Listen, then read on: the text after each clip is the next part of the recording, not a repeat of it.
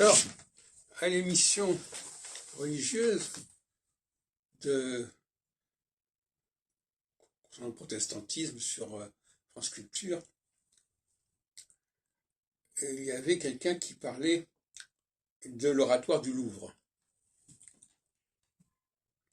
à Paris, en disant que c'était un lieu où on réfléchissait sur le religieux de façon assez critique. Il se revendiquait dans la lignée de la critique biblique, en quelque sorte.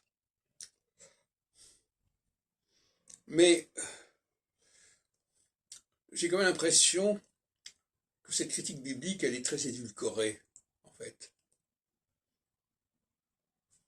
Jusqu'où doit-elle aller, cette critique biblique? Jusqu'où peut-elle aller?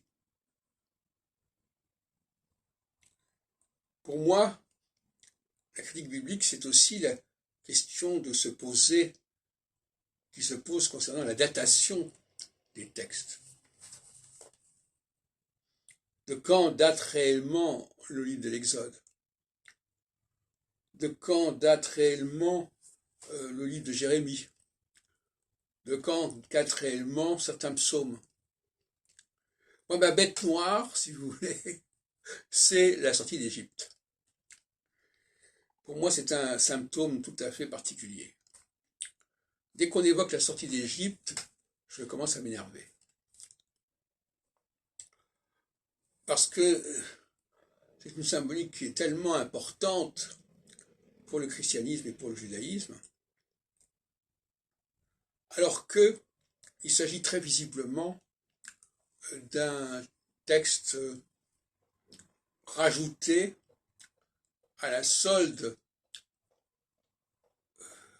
du royaume d'Israël, puisque le livre de l'Exode ne cesse de se référer aux enfants d'Israël, nés Israël.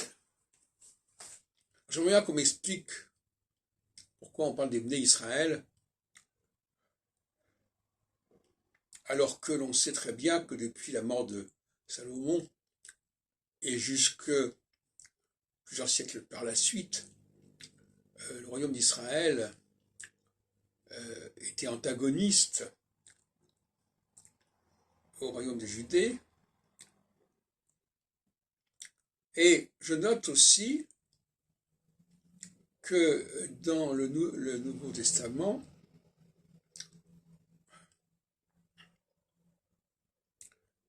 on rapporte, qui pose, au propos de la question de la Nouvelle Alliance, on rapporte la prophétie de Jérémie,